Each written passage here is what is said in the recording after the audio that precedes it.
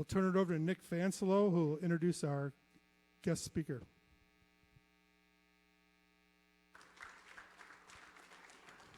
It's my honor to introduce tonight's keynote speaker, Mark Kaufman, founder and executive chairman of Athletico Physical Therapy. Mark earned his BS in athletic training and physical education from the University of Iowa in 1986. In 1988, Kaufman obtained an MS in exercise and sports sciences from the University of Arizona, and in 1989, he earned his BS in physical therapy from Northwestern University. He began his career at Lincoln Park Physical Therapy in Chicago before starting his own company, Athletico, in 1991. Athletico now has 500 locations in 12 states and employs over 5,000 clinical and administrative staff. Mark completed his fourth and final year as board chair for Big Brothers Big Sisters of Metropolitan Chicago in 2013 and is in his 13th year as a board member. He is also a member of the Arthritis and Orthopedic Center, executive council member of the Chicago Sports Commission, member of the Economic Club of Chicago on the Development Council for the U.S. Soccer Foundation, and a founding member of the board of directors for Operation Walk Chicago. So please, everybody, give a warm welcome to Mark Kaufman.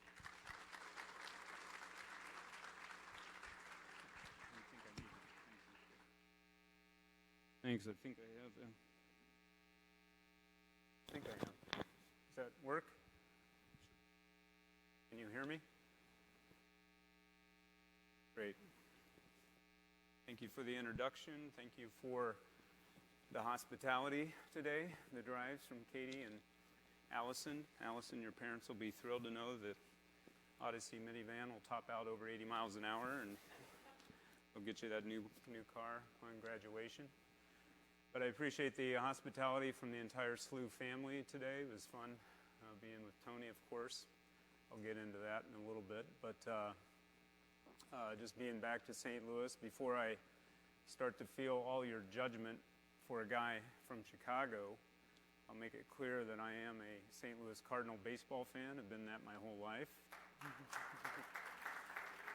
And I know we got some Cubs people here that they're confused and picked fourth for the division this year, so that's just fine.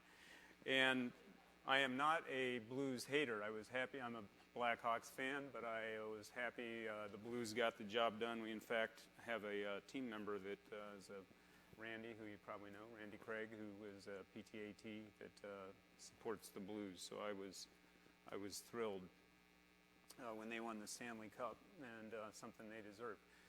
Anyway, I am going to talk a little about me. The young man did a good job, so I hopefully won't talk long. I don't enjoy talking about myself that much. And I'll talk about Athletico and the history from start to finish, soup to nuts, on where we started and what was my intention in opening Athletico in '91, and then a little bit about how the business has changed and grown over the years. And then to wrap up, I have a slide on, at least from my perspective, some of the issues we have in healthcare and athletic training and physical therapy today. And we'll wrap that up with the panel. So, sound good? Promise to be efficient. So, Olds, Iowa. I know a few people in the room know where Olds, Iowa is. It's about 3 hours plus, I would guess, from here. But because St. Louis used to be the place where we would come vacation, why I became a Cardinal fan, Southeast Iowa. There's probably about as many people in the room that are in Olds, Iowa, where my parents still live in the same house. I went to the University of Iowa with kind of uncovered, and I told the athletic training students that story today, so I won't repeat it. I don't want to put those people having to hear redundant stories. But I fell into athletic training through a guy that Tony and I know, because my high school did not have an athletic trainer, and I played high school sports, but yet, and certainly was smart enough to know that at Division I Iowa I was not going to continue to play high school sports, but wanted to stay involved with athletics, and that's what led to finding or uncovering the wonderful field of athletic training. I said it this morning, I'll say it loud and proud. I love athletic training. I'm very proud to be an athletic trainer. I consider maybe it was because it was my first. It's my favorite. And I consider myself an athletic trainer that went on to PT school, and I love being a physical therapist too. So I'm blessed by the dual credentials, but first and foremost, very proud to be an athletic trainer. I was certified in '86. Went on to the University of Arizona. I worked with the Wildcats in Tucson for 2 years. And kind of applied to, well, not kind of, applied to PT school because both of my head athletic trainers were PTs, and I thought it would help me land a Division I job, which was my intention because that's what I loved. It's the only thing I knew. I'd only worked with college athletes at Iowa and Arizona, and I enjoyed that, and I thought that was my destiny. I went to Northwestern. I got into Northwestern for PT. I went there in '88, '89, finished there in the fall of '89 and took a job at Lincoln Park Physical Therapy Center, which was 2 blocks from where I lived. My wife and I at the time, who I met at the University of Iowa, a Greek girl from Chicago, which is ultimately probably why I ended up in Chicago.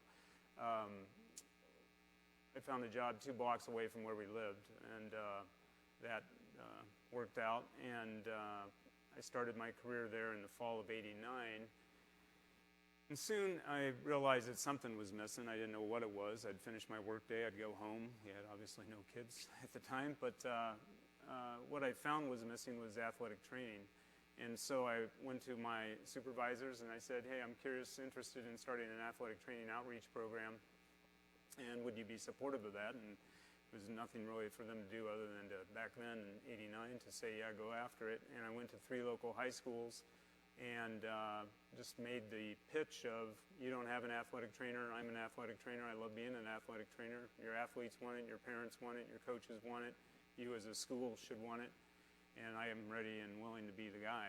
And so all 3 amazingly signed up for that sales pitch, and I started, I think, 1 day a week in one school, covered home events in another school, and I think did 2 or 3 days a week at the 3rd school. So I was able to serve, not quite like Doc Bauman, but I was able to serve 3 different high schools by myself. And that quickly exposed me to the high school environment. And then I uncovered one other thing, that I loved being in the high schools. I loved working with high school athletes, and it kind of told me, hey, you must just love being an athletic trainer and being around it, which was true. So I did that for 2 years. No real reason to go into the details of why I eventually left, other than the 2 people I was working for at the time at my first job were having a parting of ways, and they eventually separated. Created some cultural dynamics that I didn't appreciate. We had a lot of turnover. We had a culture by any standard, you wouldn't be able to define. And I decided, well, maybe I'm 26. I don't have children. I borrowed some money from my parents, my in-laws, a college roommate of mine, and thought I would start my own business, which sounds a little crazy, a little silly, especially for a young man from Olds, Iowa, to open a business in downtown Chicago. But I was young and dumb, and that's what I decided to do. And in August of '91, I opened Athletico. And that was the goal, to open one site, have some athletic training relationships, eventually hire a physical therapist, eventually hire an athletic trainer, and hopefully be able to ride that out into infamy and get us started. And so we did that. This is a little expanded upon the ideas of what we wanted to do, but I wanted to create a differentiated model. And differentiated to me meant a lot like it felt, and you had to be back in the 80s to appreciate this, but a lot of outpatient physical therapy centers looked like a hallway, a few exam rooms off a hallway, and a small gym about the size of this podium. And I had worked in the athletic training environments where it was open, more dynamic, athletes are feeding off each other, it was a healing environment, a fun environment. And it's something that I wanted to create with our first store. I don't think it was completely unique, but it was certainly a more open spot than what I was relegated to in my previous work. And so we did that, and we had some goals that we eventually put into these words around acquiring and retaining the top clinical talent, being able to operate great clinics, keeping our focus around the patient, always the patient or the athlete, developing relationships that would support us for the long term, and then being able to grow. originally growth was being able to grow our patient model, our relationship affiliation model from the early days. It wasn't to grow numbers of centers, but eventually we did that.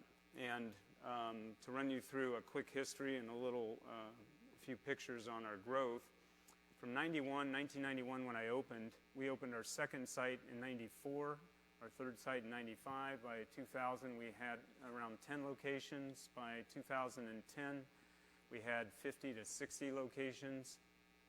By 2014, we had 90 locations roughly, plus about 15 sites that we managed for physician groups. And they were all basically in Chicago. But I saw a couple things. I saw that when we opened with a SLU grad, Era, down in Era Ubalor, down in Indianapolis, and a gentleman up in Milwaukee, we opened our two sites that were out of state or out of the Illinois market. The sites were doing fine, but what I witnessed or come to oversee was the same thing that was happening to those sites was what happened to me. It was going to take a while to grow that operation. It was harder for me and our team at the Illinois Resource Center, our corporate office, to support those markets, and it was going to be more difficult over time to continue to grow it from afar. And so having the size of the business we had roughly the 100 stores, we had about 1,500 employees by then. I got our partners together and said, hey gang, do we want to grow this? I think we're as good as anyone else. I think we're better than most. I think there's nothing we can't get better at.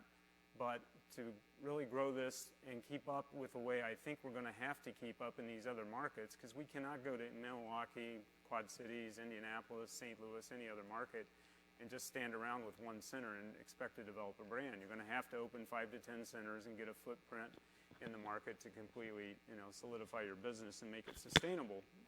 Sorry. And so we got the 80 men and women in the room that were partners in our business along with me. And I believe made the conscious decision to bring on a partner, which became Harvest Partners in May of 2014. And that meant selling a portion of our business. And we did that. They were great partners. I was interacting with them today, though they're no longer our partners in the business.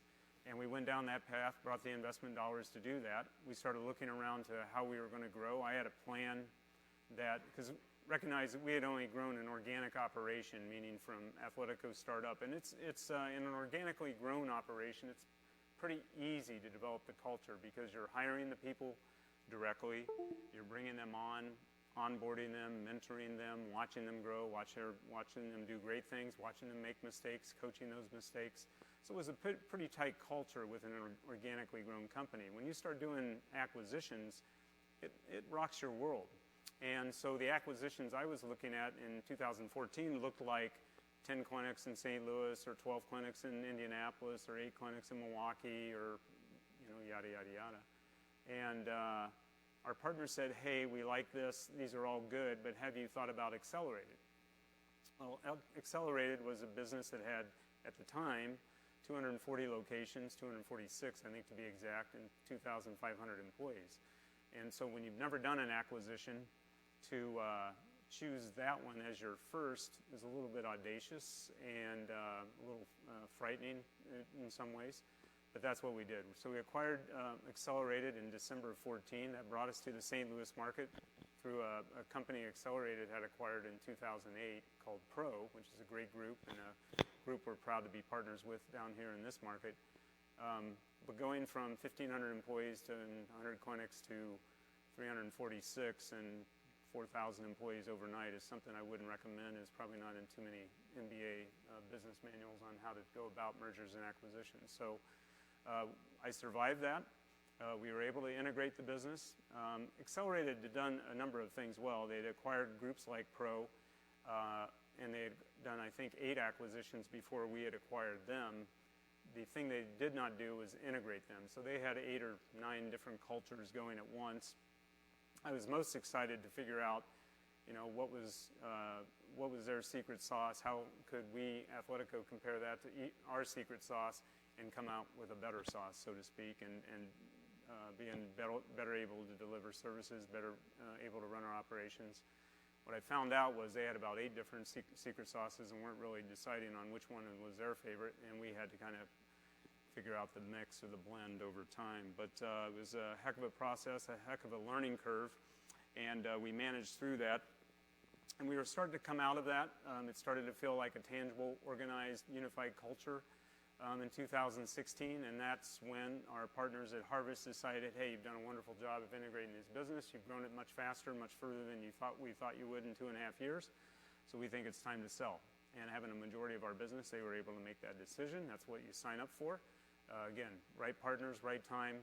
And we were acquired by BDT Capital, which is a company based out and named after Byron David Trott, by BDT. Gentleman from Union, Missouri, became a Cubs fan. I can't figure that out. I know Byron pretty well, and I've challenged him on that fact many times over, but he is a Cubs fan.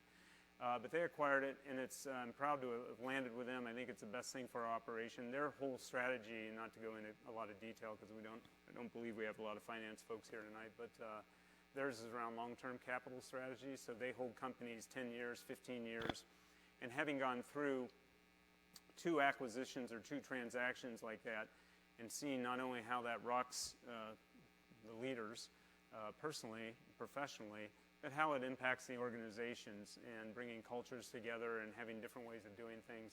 I wasn't excited to put that stress on the business repeatedly every 2 or 3 years for the rest of my career. So we did that in 2016. We've since come out of that. At that point, I don't know exact number of centers, but we've done about 6 to 8 acquisitions since then. None of the size of Accelerated, more of the 26, 12 clinic size. And so here's an unusual hockey stick growth chart, but this is where we are now. So we're approximately 516 locations. We have somewhere north of 5,000 employees. I do not look at our biweekly payroll numbers because I would run and jump out of the building probably if I did that. But very proud of what we've accomplished with the company and where we are today. We are in 12 states. I'm very proud to be a Midwesterner. I think we have wonderful values here in the Midwest. We now have clinics. When we acquired Accelerated, they had 1 facility in Arizona. There was a lot of people that told me we should sell that operation. It's too far from our roots in the Midwest. I made one of my many mistakes in my career. I went down and visited the staff and saw the facility and, of course, fell in love with them and couldn't sell them, so to speak. So we decided to grow Arizona. We've done 2 acquisitions in Arizona. We have, I think, around 20 sites now in Tucson and the Phoenix metro market. So I think we've done right by that group. And against some odds, we've grown there. We're in Texas now. And there's a number of states. There's a number of factors, criteria to go into why we pick certain markets, certain partners, and what we look for. And we can talk about that if there's anyone that has interest in it. But this is where we are. This is our current state. These are some of the highlights that I believe make a special company, a special outpatient company. As I talk to the students today, I've never wanted Athletico to be the biggest. We're probably the top 4, 3, 4, 5 by how you rank revenues, number of sites, number of employees, number of clinicians. But these are the things that make up the building blocks for Athletico. And again, as I said earlier, the way I look at it is, we do things really well at Athletico. I think we do many things better than our competitors. And we take the approach that there's nothing we cannot get better at. And so I'm, again, very, very proud of what we accomplished. These are our core values. Our one team, we're stronger together, understanding our business. We have an expectation around understanding our business. Recognition, we want to celebrate what's happening in the facilities and in the field with our team members. We're people-focused. We're accountable. We believe that we have to own our actions and our decisions and be accountable to them. Continuous improvement or innovation is part of that. And we try to do the right thing. And we put our heads together, and usually the answers are self-evident. When I talk to, I'll categorize the room, except for Tony or a bunch of young people. When I talk to young people about career growth and what is it like working for a private company like Athletico. I tell people, to me, it's the three-legged stool. My expectations for new staff team members are that they work on all three legs of the stool, which are these three things. It's patient, customer, athlete, service. That's one. We have to have the patient in mind. We have to have that focus. We have to have our own professional development. We need to develop as professionals. And finally, we need to understand the business. And if you work on only two of those legs of the stool, the third leg will kick out and the stool will fall. So we have to always apply ourselves to all three, and we find the ways to do that. Expectations for myself and my colleagues is that we have a culture of appreciation. That means we catch people doing things right. If you ever need to have the harder conversations with team members about something that you didn't agree how it was handled, or you witnessed something that you wish you would have been handled differently, you better have shown some appreciation when they did things right, or catch them doing things right, and share those experiences and opportunities with them as well, because there will be times you'll have to have those conversations. So you need to show that appreciation on a regular basis. There's always different ways to have communication with the staff members, and we try to keep it above the line, positive versus negative. We are open to integration of our culture. Athletico is not perfect by any stretch. We've changed things, done things differently, made our share of mistakes, but we're always working to improve it. Willingness to stretch. I don't think I need to tell athletic trainers of wearing multiple hats and being flexible in the work environment, because you're never quite sure what will show up. Support, coaching, teaching, collaboration, mentorship from the management team. That's what we expect from all of us, and I'll talk about mentors in a little bit. And then our core values again. I'm not going to read this slide. There's a lot of words on it, but something that was unique and I think appropriate for this group is that when I talk about Athletico, I always reference our athletic training outreach. Our group of athletic trainers is one of our, if not our, greatest key to our success. The relationships we develop, the relationships with the affiliations. We now have, I should know this number for this group, but it's somewhere 400 to 500 athletic trainers and 500 to 600 different affiliations, which include anything from work settings, professional dance organizations, professional teams, college teams, high schools, what have you, rugby clubs. And those relationships have led to other affiliations. Those relationships have led to physician relationships. And it's something that I honestly, coming from the athletic training environment, always wanted to work with team physicians, always wanted to have good support around that. Wanted to find, as soon as I got working in Chicago, wanted to find out who are the best spine doctors, shoulder doctors, elbow doctors, knee doctors, what have you. And you know, with the injuries we were seeing, we could drive those referrals to those physicians, which in turn, I was just doing my job that I thought was doing it in the right way, finding the right physician for the right patient. But that in turn turned out to be a little unique in that we were supporting these physician offices in a way they hadn't been supported by an athletic training network before, and has led to a great deal of strong relationships with our referral base. I shared these because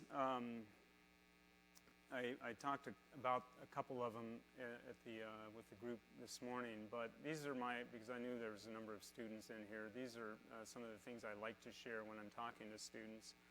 And we talked a little bit today about personality profiles, getting to know yourself, and understanding what gives you passion. The key in understanding yourself and doing things like personality profiles, I think, is so important. And oh, by the way, I never did it as part of any athletic training program. I never did it as part of any physical therapy program. I did it as an offshoot at a business class that I eventually brought to Athletico, where we did our entire management team, and then it trickled down to everyone, where we were doing Myers-Briggs, or we were doing the Enneagram, just understanding how we're hardwired, which led to how we can work better with each other and understand each other, and understand that we all have unique strengths. We all are going to come at things a little differently and do things differently. But we're going to develop those skills and or develop those, be able to understand ourselves to where we understand where our true passion is. I talked this morning around, you know, the subjects we love to study, and really, you know, the first ones after we get home and start to hit the books, the ones we pull out first versus the ones we always avoid. I had mine. And it may help guide you on what you truly love to do. Focusing on some of the soft skills, I talked to a number of people today. There's a lot of skills that aren't taught in athletic training or PT programs that I think are important to anyone's success, and being willing and able and vulnerable enough to understand yourself to the point where you want to develop those soft skills. Identifying mentors and keeping them close. Something I said again this morning was the smartest people in this room will recognize that they don't have every answer. They're willing to be vulnerable and leverage others. They're willing to ask a lot of questions, because if you go at it like I originally went at Athletico, thinking if I just found a few Mark Kaufmans, I'd really make this company successful, when I quickly realized that I needed a diverse workforce, somebody that brought different ideas, somebody that had different hardwiring of their personalities and came at the world differently than I would, and that would lead us to some of the success we've had today. And it's important that we are able to understand ourselves, to be able to pick those mentors out, be able to support those mentors and keep them around. There's mentors that I think Tony and I would agree upon. There's, I think, a picture coming up that's going to share those mentors that we had from our early days that I still keep in my life. I still text, I still email, I still check in on, and these people are 75 years and older. When you get old like me and Tony, you start to understand what age means. Define what gives you energy and passion, and what drains you. What, the energy gainer conversation. What do you really enjoy when you have a work day? What does it entail that you have a day that goes by really quickly, has that flow we all love to seek in our work or our employment, or the days that are just draining and just you feel exhausted even though you didn't really exert that much effort. It's something to help, again, understand yourself. Showing gratitude and appreciation should be part of every day. Understanding that your most valuable asset is your time. Question when I was thinking about growing Athletico, and I was fearful about growing it, fearful about taking on an acquisition like Accelerated, was a guy that was an important guy in my life, and a mentor asked me, well, how big a game do you want to play? And I know what he was doing now and challenging me to see if I was going to get in the way of the destiny of Athletico, but that was the question he asked me, and I think it's one worth asking yourself. And then the last thing, and I'll go quickly through this, but whenever I'm talking to groups, because it's one of the, again, many mistakes I made. I heard some of the boards that I'm on and rattled off. I remember being asked in the late 90s to be on a Big Brothers, Big Sisters. So Big Brothers, Big Sisters and mentoring of children, at-risk children, usually impoverished, single-parent homes, you know the stories. And I saw the offices down here when we were driving around today. So I was asked to be on the board in the late 90s, and I said no. I said, I'm too busy with Athletico, I'm growing this business, the business I started, I got 3 daughters, I got a wife, I got all these responsibilities, I just don't have time for it. And then about 5 years later, the same 2 people, that are still good friends of mine, they asked me again to be on the board. And lo and behold, I still had a busy job, I still had 3 daughters, I still had a wife, and I figured out that, you're always going to be busy, maybe it's something you want to explore. So that became my venture into not-for-profit, charitable giving, and getting involved in the community. And it doesn't have to be with money, it can be with time, but I would encourage all of you to think about that, because again, you'll hear it time and time again that what you get out of that is so much more than what you put into it. And some of the easiest meetings, some of the easiest days are the ones that I spend with Operation Walk or Big Brothers, Big Sisters. So whatever gives you energy, whatever you're thinking about doing that you haven't taken this step, I would encourage you. These are just some of the organizations that Athletico is involved with. But something that I would highly encourage you to push through that, because I waited until I was in my late 30s or early 40s before I got involved, and that was far too long. So the slide that those 2 good-looking guys when they were student trainers at Iowa, I thought you would all appreciate that. And there's a picture, you can't really see it, but Tony and I with our mentors from a couple years ago, some of the people that were mentors when we were at Iowa and had more hair. I pulled this slide together, and I'll just quickly run through them. It could probably be the basis of a longer conversation, but any one of these, and then we could talk the rest of the night on them. But these are the topics that are in my on the tip of my tongue and seem to be what I talk a lot about with my colleagues and with the work I'm doing currently. Access in healthcare. I just see the typo now that it should be people in healthcare on their terms. You know, healthcare on their terms, not their teams, means usually this. And something I asked, the last time at a different group, I'll try it again. The last time this group made a restaurant reservation, raise your hand if it was with your smartphone. And raise your hand if it was calling the restaurant itself. It was about the same. It was about 80-20, the group I talked to before. I'm the guy that still calls the restaurant and makes the reservation. But people in healthcare on this. They want to be able to go online, and if they don't find a physical therapy office that will take them, they'll go to the next physical therapy center. So we as healthcare professionals, all that you're learning, all that you've learned from the St. Louis programs in athletic training and physical therapy and anything else, you have to remember that you're in the customer service industry. You may be the greatest athletic trainer in the world, but you're not just going to show up and all the athletes, all the patients, all the workers are just going to land in your lap. You have to provide access to those people, and you got to do it in a customer-friendly manner. The telehealth opportunity is something we're working on it. I think it's all over the map. The reimbursement's a big question.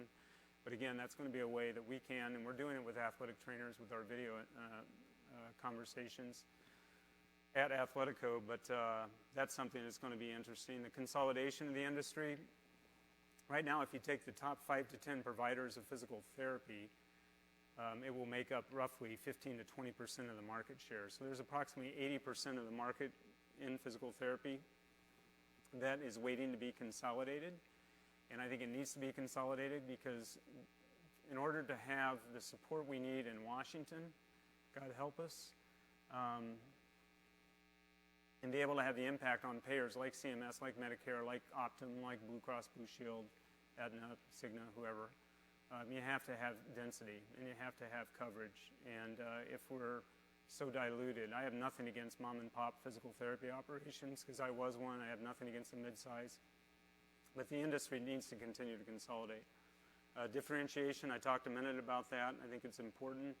And we work every day at being differentiated because, again, if we're just a commodity, if people are just paying us, if it's just a race to the bottom on price, there's not a chance to be differentiated, and it's going to be difficult to really distinguish yourself. Advocacy is something I've been more and more involved with. Been to D.C. more in the last 3 years. First time I went to D.C., I think, was 2013, and that wasn't for lobbying efforts. But I've been there on an average once a quarter for the last couple of years and trying to have an impact. I don't like to use the word try. Try means you want credit for something you have no intention of doing. I'm trying to lose 10 pounds, so I don't try to use that word try. I'm working to have an impact on the industry, not only athletic training, but physical therapy, and there's more I can do there. And again, a game I've gotten to late in my career.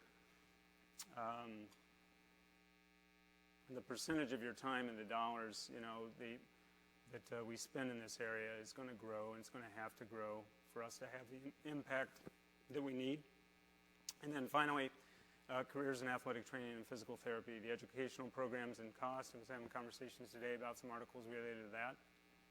I have a great appreciation for that because I know what athletic trainers, what it cost me to go to University of Iowa. I see some water coming. That's going to be helpful.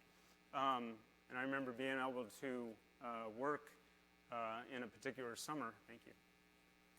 Work in a particular summer in a way that I could pay for my, I hate to say it, but when Tony and I were at Iowa, I think it was $4,000 for our tuition and room and board per year.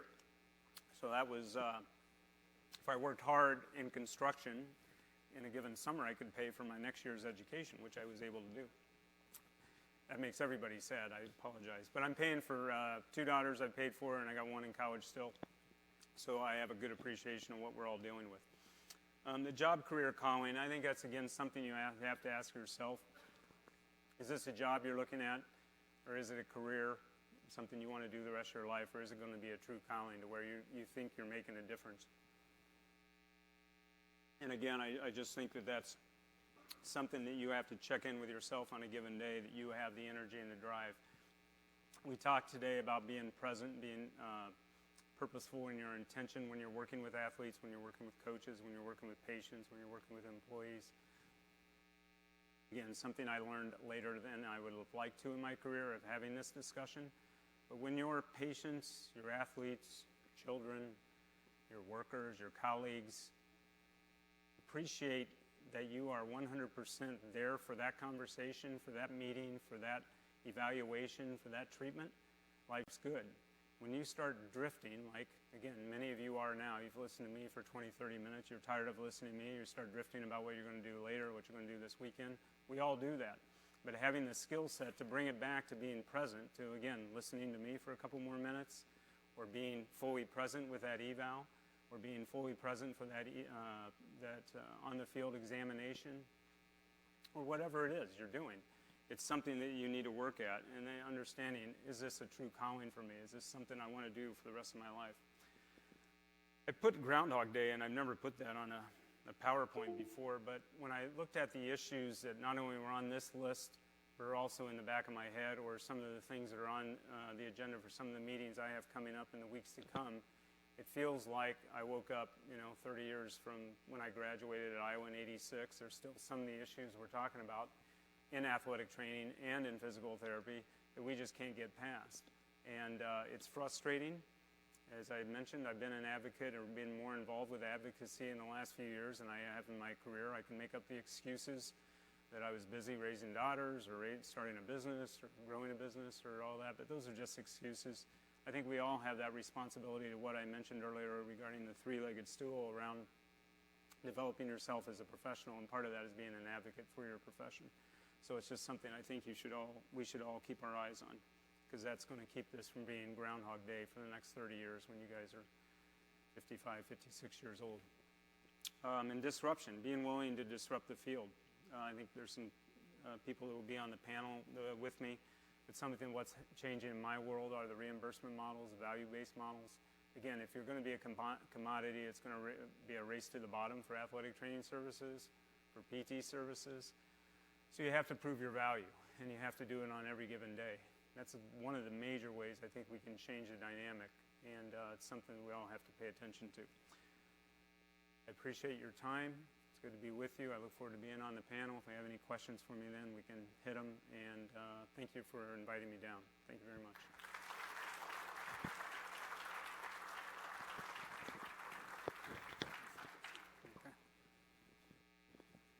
Okay, we will have our Auditorium Alpha officers will introduce our panelists.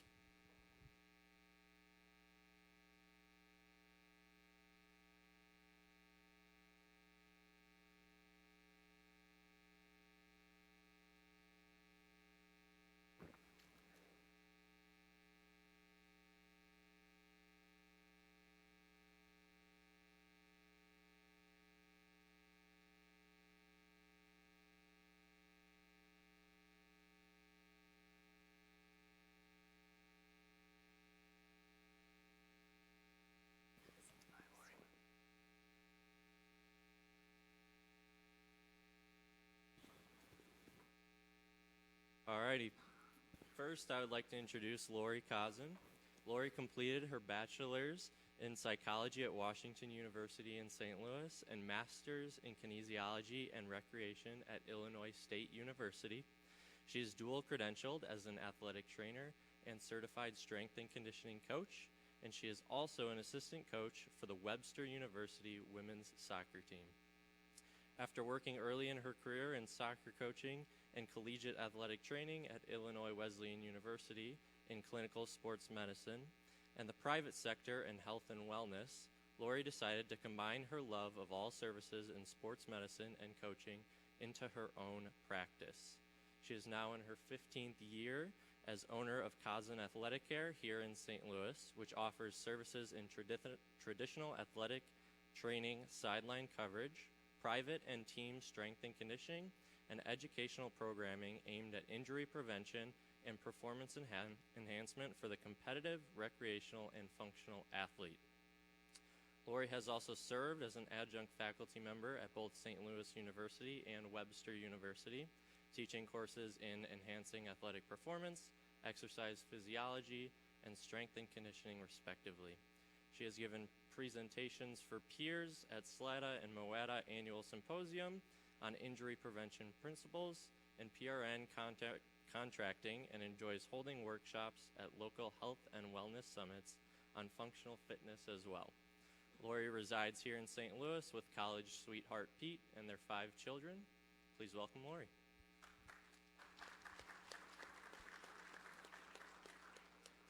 Next up, we have Karen Fennell, and she is currently the president of the Missouri Athletic Trainers Association.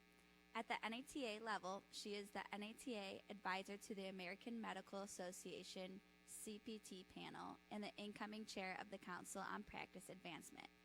She began her professional career by working 11 years at the collegiate level, including 7 years at St. Louis University. She then spent over 13 years working in orthopedic surgery practices, where she was responsible for patient care, marketing, and workers' compensation. Currently, she is in medical device sales, working for Townsend Design Bracing, a manufacturer based in Bakersfield, California. Give it up for Karen. Last but not least, we have Dr. Mike Markee. Dr. Markee is an assistant professor in the Department of Physical Therapy and Athletic Training at St. Louis University, where he teaches the administration and management side of physical therapy.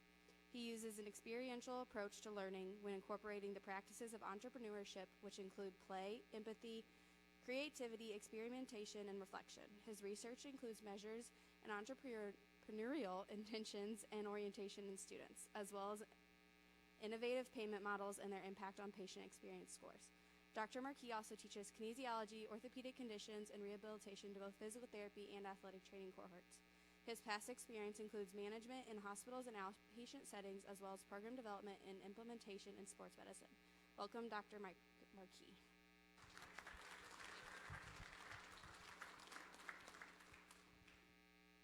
Thank you, everybody. As she said, my name's Mike. I'm glad to be here, kind of moderating this panel. So it's an honor.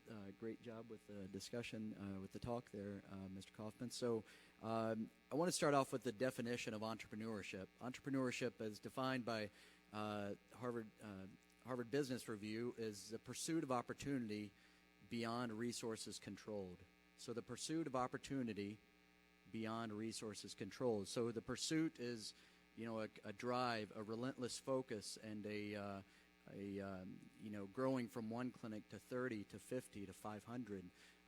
It's a constant drive to improve.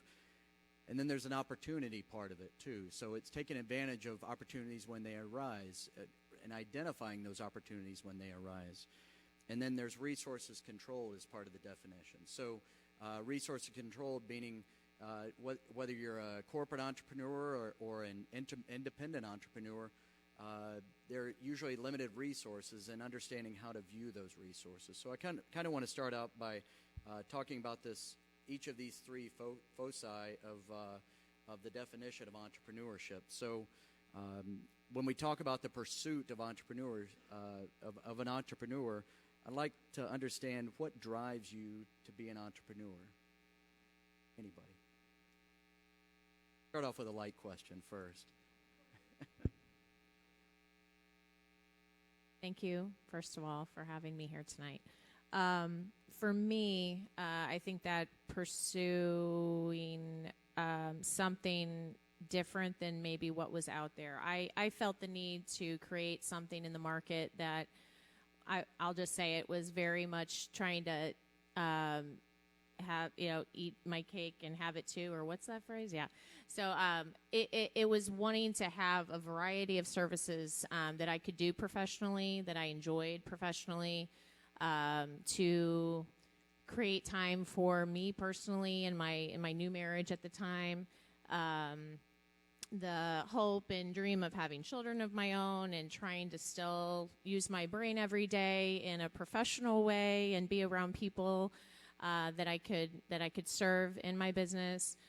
So there was a lot of drive there for me on a very, very personal note. I'm not going to lie. It was less about finances and less about, where I'm going to, I can't say ever even thought about having 500 clinics. Like that's not on my agenda. So when we talk about playing, the size of the game that you want to play, that's not my game, but it's amazing. But for me, it was a very personal endeavor to really create a business model, a plan of action for me that was going to suit my personal needs.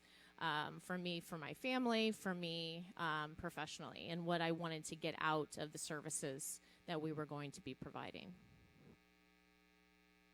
Does this work? Okay.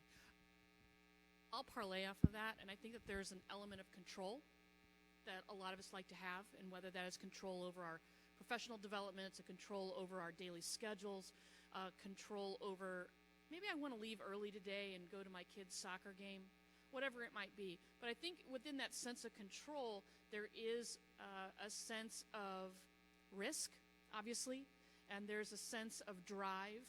And so it's kind of parlaying a lot of those key elements, and it's not for everyone. Some people like to clock in at 8 and leave at 5, and they're perfectly happy to do that. But I think with an entrepreneurial type drive, you have to be willing to know that at 9 o'clock at night you're still working.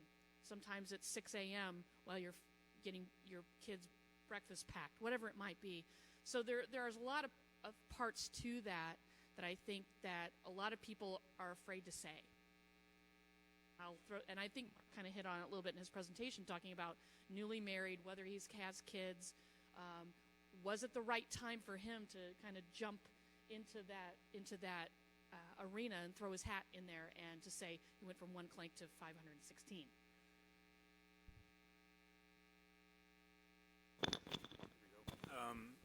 Agree with everything that's been said. For me, it was the opportunity to create what I thought was a differentiated model. In some eyes, it might not have been really differentiated substantially, but to have one clinic in downtown Chicago that was going to integrate itself better to the community it served through athletic training relationships was a bit unique at the time, and so that's at 1991, the fall of 91, that was my intention. And no plan to go big, but that was the goal. You hit on a key word there, opportunity. And you mentioned timing, the timing in 91 being different than the timing now. How important is timing when it comes to pursuing an idea?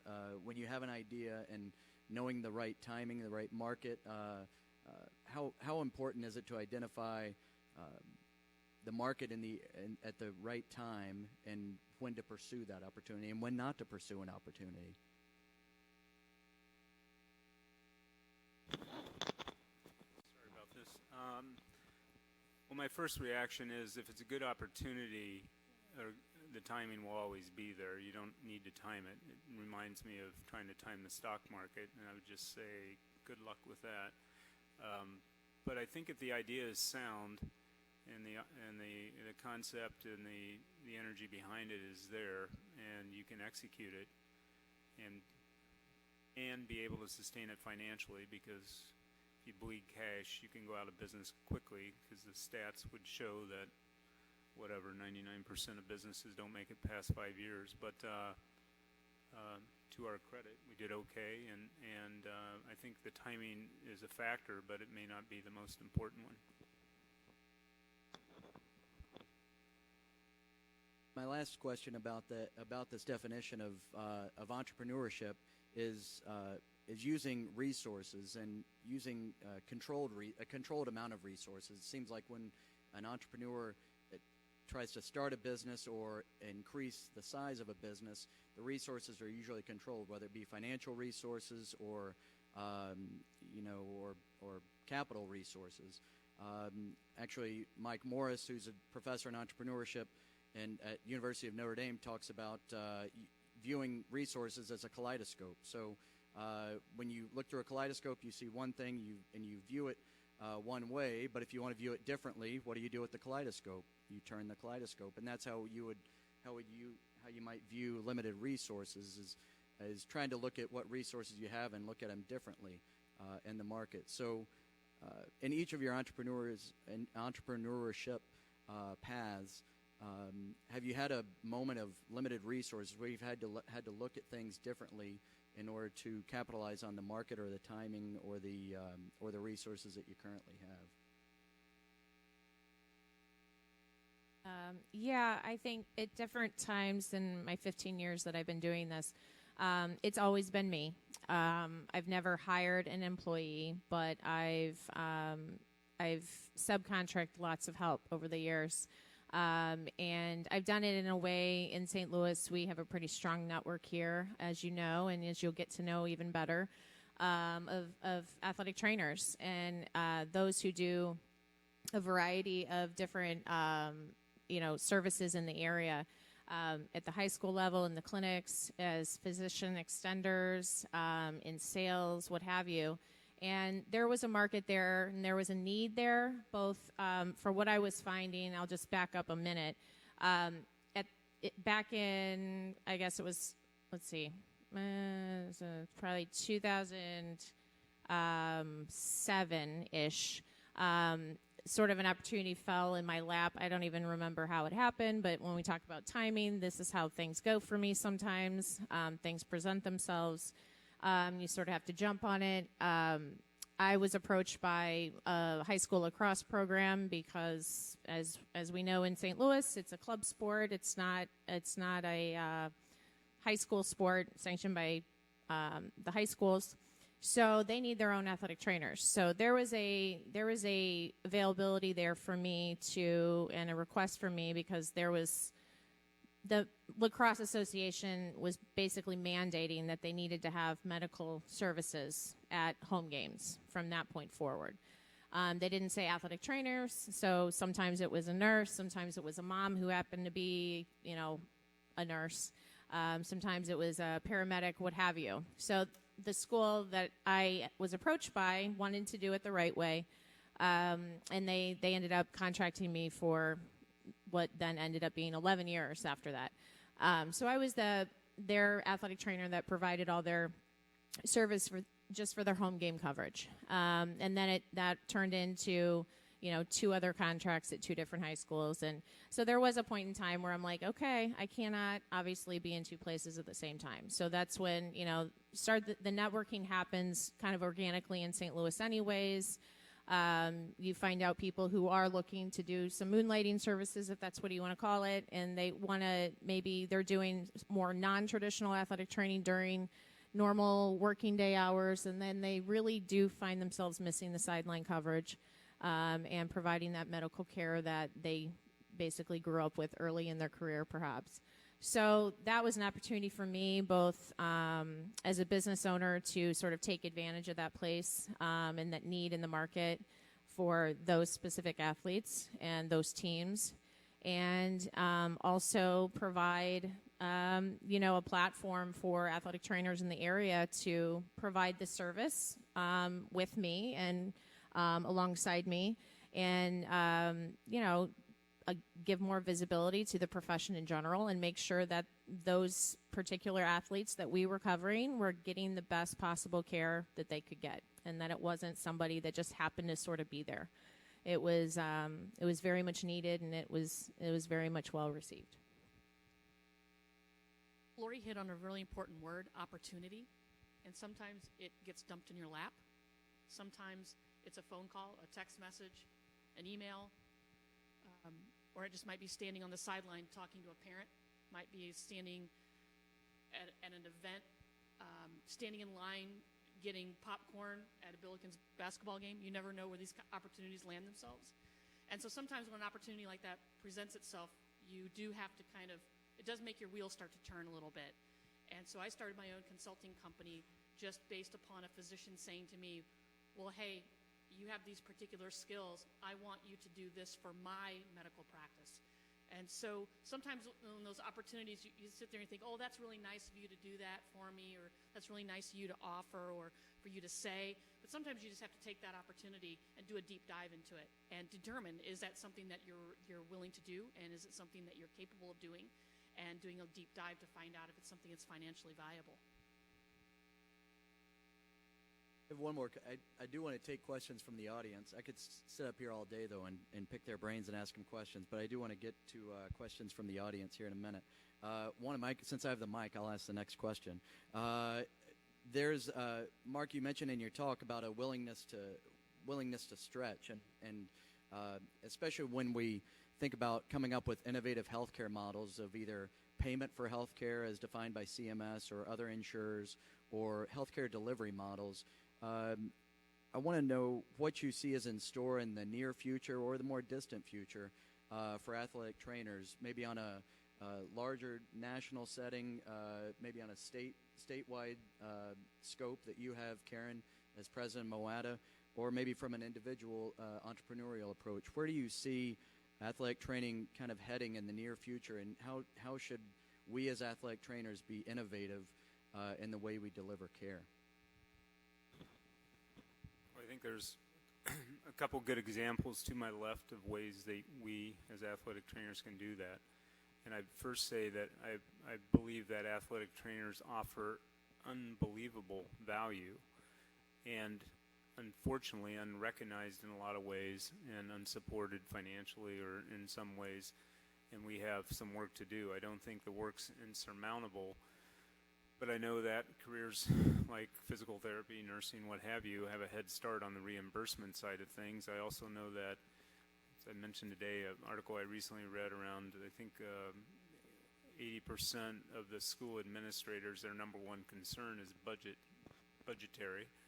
And if you combine budgetary concerns with expansion of athletic training services, something's amiss, or something will be easily cut will be athletic training services. So that gets me interested and excited on how we can better engage. So I think there's work to do in advocacy. I think there's worth improving our worth. I think there's work to do in collaboration with other professions. And the work is substantial. It kind of falls into my Groundhog Day bucket. We're still talking about this, and we haven't moved the needle enough. But there's such great opportunity there to show the value of athletic trainers, and we, myself, Athletico, my teammates, some of who are here tonight, we have a lot of work to do there. And I think unified around our goals and our opportunities that we recognize, and some which wouldn't be recognized as opportunities, as the ladies mentioned, but if you recognize it as an opportunity and create the best value path for a long-term sustainable model, I think it's there for athletic training.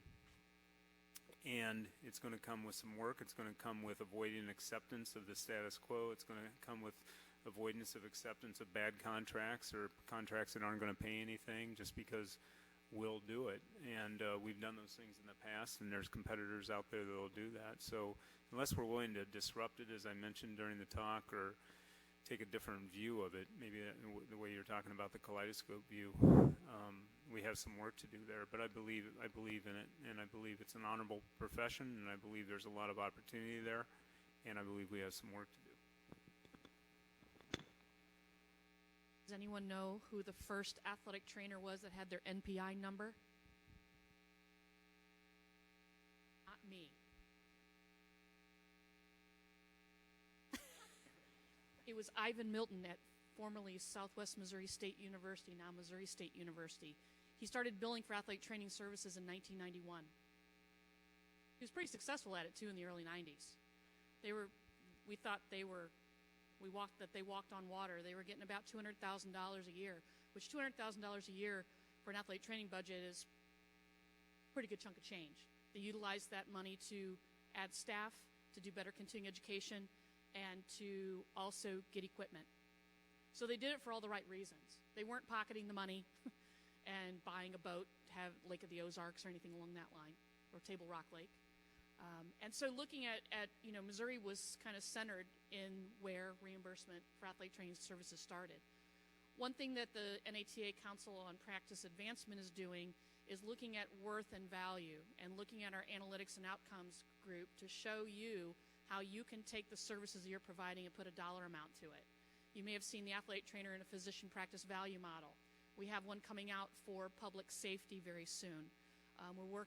We're actually working on physician practice value model 2.0, So looking at some of these areas that you all might be interested in, it might be armed forces, it might be the occupational setting. So looking at some of these areas so that when you do go get a position working in one of those practice settings, that you guys can show your worth and show your value and hopefully have metrics that you can then take to your higher ups. And it's not necessarily about how much money you're bringing in, but perhaps maybe how much money you are saving. And anytime you walk into an emergency room, it's automatically a minimum of $1,000. Would you all agree? Minimum. That's probably just walking in the door. And so looking at how do you translate those dollars and how you save those to family insurance plans, how you save those dollars to the high school, how do you save those dollars at the college or university, or how do you save those as an employer for your employer as well as for the union that might be paying for that insurance plan. So there's a lot of areas that the Council on Practice Advancement hopefully will be bringing more tools, hopefully for your toolbox in the future. Funny enough, I actually did my master's thesis on third-party reimbursement at the Division III level, collegiate level. So what I did was survey, NCAA Division III head athletic trainers, and say, would you, a variety of questions. But the bottom line was, are you interested in really even wanting to do this, right? Is this something that you want to do for your athletic training room, or is it not? And, for lots of people, it at the time and probably still is something that is something we, athletic trainers just kind of don't want any part of. We don't yet, while we enjoy and want maybe the value that we would get in the monetary, the reimbursement, the actual money behind it that would provide us with supplies and increase our budget and more staffing, there's a lot to understand there. There's a lot of red tape. There's a lot of, legwork that goes into it that obviously athletic trainers in any place in the profession is overworked most of the time anyways. So let's add, trying to seek third-party reimbursement, to their repertoire, like it's, to their duties for the day. It's a hard thing to just pick up and start doing. So that was sort of my interest because my undergrad was at WashU, and Rick Larson, not to get too much on a tangent, but he was my mentor.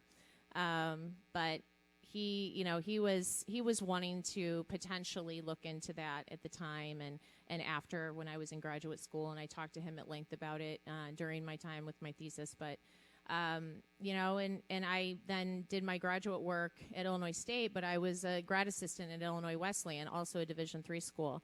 So, these Division III schools are traditionally understaffed, I don't use the word underappreciated, but definitely understaffed. They have a lot of athletes and usually not a lot of help. And so it would have been and is a way potentially to increase budgets and increase staff and all of those things. I know you wanted me to talk about also, the thought of reimbursement, in my sector and the private sector. I am cash-based. I do have an MPI number. But with that said, I do not take insurance. I do not pursue that as part of my business. Now, again, when we start to look at long-term planning and, what game I want to play and where I want to take this potentially, it always is sort of a potential for me in my business. Potentially a missed opportunity that's happening, but at the same time, just like with everything else, it's like it's a lot of legwork. It's a lot of things to look at. It's a lot of things to potentially shift, business plan and models changing, and a big chunk of what I'm doing right now is on the injury prevention and performance enhancement side. And it's the cash-based model for me is working well in my business currently. Well, thank you. So with the last few minutes we have left, I'd like to take any questions that you may have for anybody up here on the dais. So don't just shout out your question. Raise your hand. Yes. Go ahead.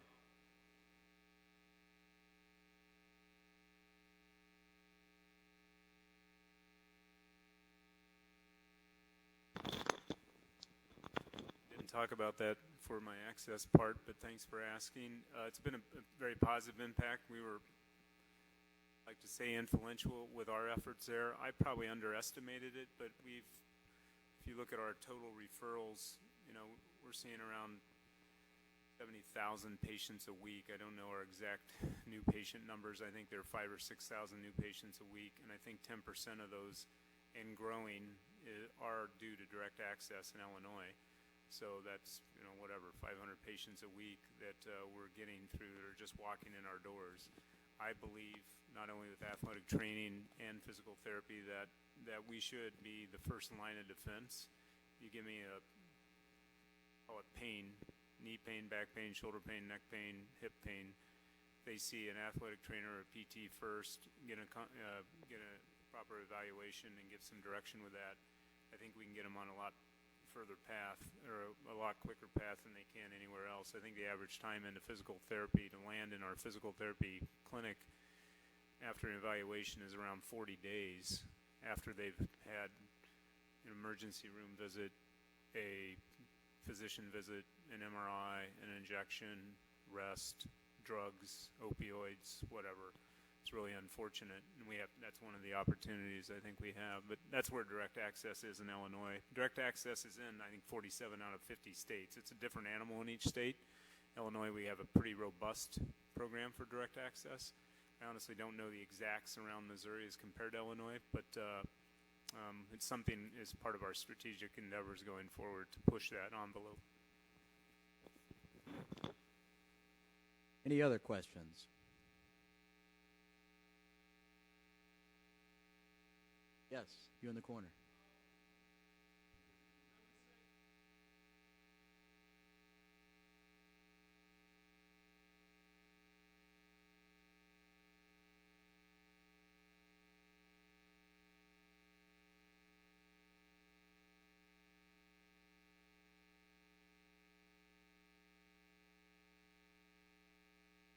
First, go to the NATA.org COPA website. Sorry, I had to do the little plug.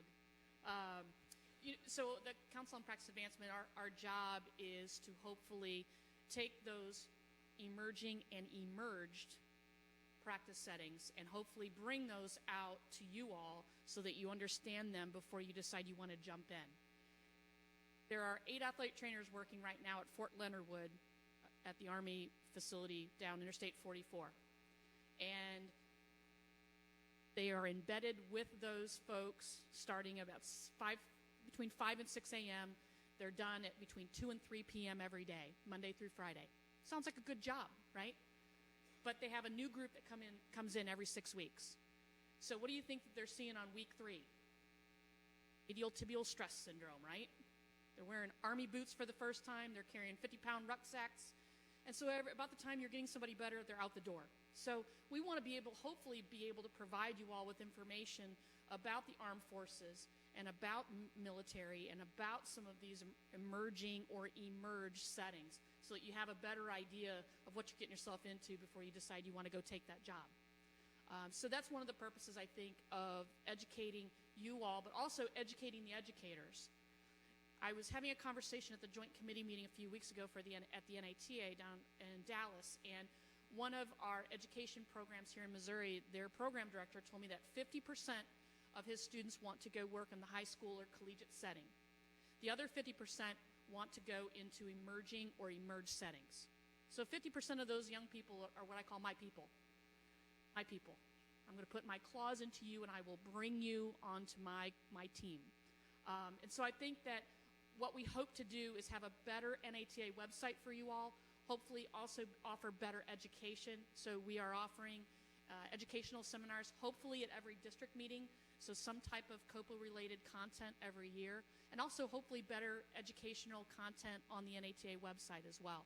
So hopefully we are able to educate you all better so that you are exposed to it and you know what you're getting yourself into if you want to go into one of those emerged or emerging practice settings.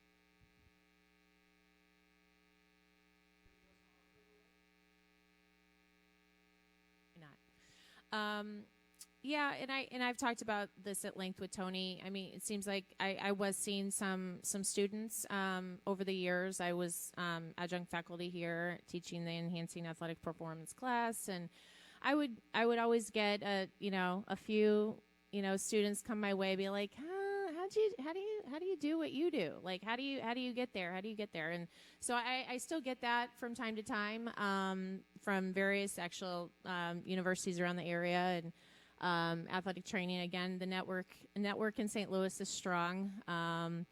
That's probably my biggest advice is meeting people who are doing the things that you want to do. We're out here.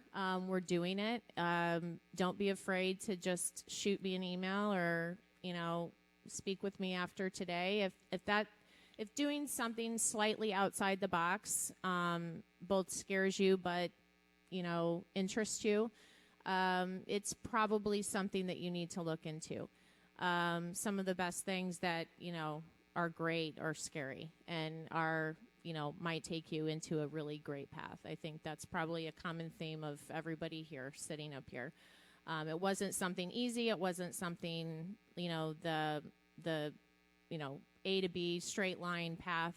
We sort of all took a little detour probably somewhere along the way, and it was probably one of the best decisions we've all ever made collectively. So I think that's no different than, most people in sort of the off the beaten path field. But specifically for me as kind of the dual credentialed athletic training, strength conditioning coach and soccer coach, and, I wear a few hats, but I do what I love because, and I set it up that way. And that's the biggest thing. I never want anybody to tell me how my day is going to go. I make my day the way I want to make it go, and I make it happen. And that's the bottom line.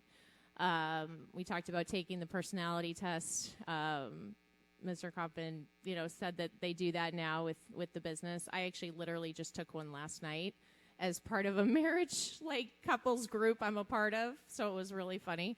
To see what you think you are and then what you actually test out to be.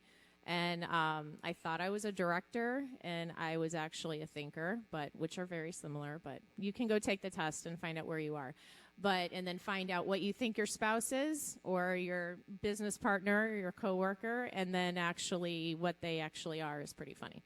But, so those it may seem a little silly, but it'll tell you a lot about yourself and what you think you are, and maybe where your interests maybe aren't, again, right in the path in front of you, but maybe a little left of center. I encourage you to seek out your passion, whatever it is. I mean, I played collegiate soccer at WashU, and I never in a million years thought I would probably be coaching at the collegiate level, because I was definitely going to, go into sports medicine and do that avenue. And then, again, things fall in your lap. Things present themselves to you in ways that you never thought were, going to be part of that path. And how could you possibly make an athletic training job and a coaching job and a strength coaching job work all in one? Well, guess what? You make it happen. And that's basically, I wake up every day and be like, what's my schedule today? Oh, and I have 5 kids. Oh, okay. Let's tack that on. It's ridiculous. You would laugh if you saw my schedule. But that's what I do because I love to do it, and it's that's what's right for me. So whatever it is for you, find what that is. Don't be afraid to if something you feel tugging you over here, just look into it. Look into it a little bit more. Communicate with the people in the area that are doing those things, or you think are doing those things. Maybe you don't fully understand what that even is, and just look into it and go spend, an hour with them over coffee and discuss it. And then, in my little neck of the woods, I'm happy to do that with anybody in the room. So. Well, on that note, I want to thank everybody on this panel, and thank you, Mr. Kaufman, Ms. Fennell, and Ms. Khazen.